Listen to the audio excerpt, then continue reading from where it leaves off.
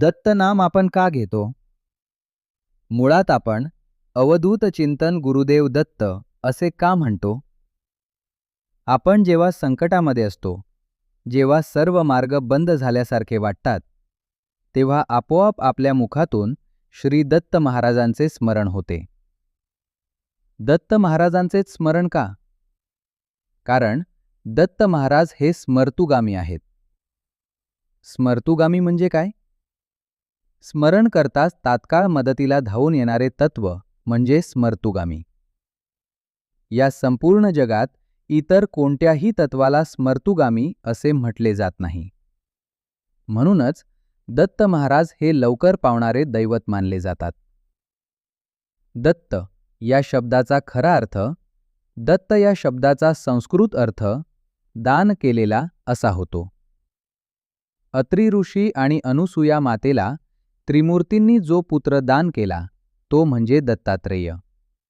Datta plus Atreya या दत्तात्रेय म्हणजेच अत्री ऋषींना दान केलेला पुत्र. या नावाचे स्मरण केल्याने ब्रह्मा, विष्णू आणि महेश या तिन्ही देवांची एकाच वेळी उपासना होते. आपण कोणाची सेवा करावी? काही जण विचारतात, आम्ही कोणाची सेवा करावी? याचे उत्तर अतिशय सोपे आहे.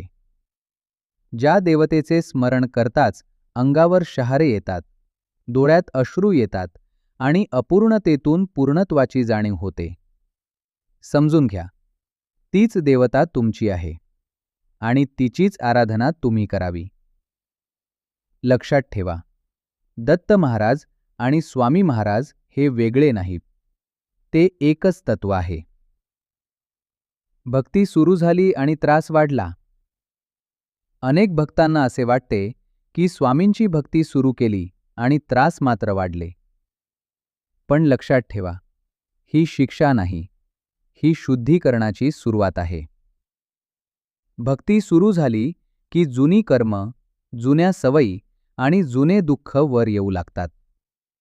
अहंकार आणि नकारात्मक शक्ती शेवटचा प्रतिकार करतात. म्हणूनच त्रास वाढल्यासारखा वाटतो. स्वामी आधी भक्ताला मजबूत करतात, मगच त्रास दूर करतात. ते भक्त जोडत नाहीत, ते भक्त घडवतात.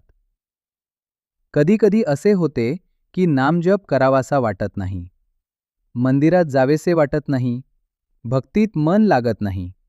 तेव्हा मन विचारते, माझी भक्ती कमी तर नाही झाली? पण हे वाईट नाही.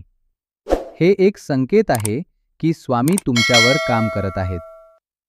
जुन्या सवयी तुटत आहेत, मनाची परीक्षा घेतली जात आहे. यालाच संत म्हणतात भक्तीची कसोटी. या काळात जबरदस्ती नामजप करू नका. अपराधी वाटून घेऊ नका. माझी भक्ती संपली असे समजू नका. फक्त एवढेच करा, दिवसातून एकदा मनात म्हणा, स्वामी, मला जे योग्य ते करा.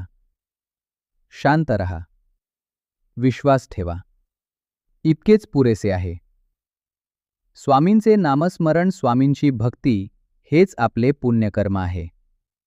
आणि हे पुण्यकर्म स्वामी स्वतः आपल्याकडून करून घेत आहेत. जर हा व्हिडिओ तुमच्या मनाला स्पर्श करून गेला असेल तर व्हिडिओला लाईक करा, चॅनल सबस्क्राईब करा, बेल आयकन दाबा आणि हा व्हिडिओ स्वामी भक्तांपर्यंत नक्की पोहोचवा. अवधूत चिंतन गुरुदेव दत्त. श्री स्वामी समर्थ.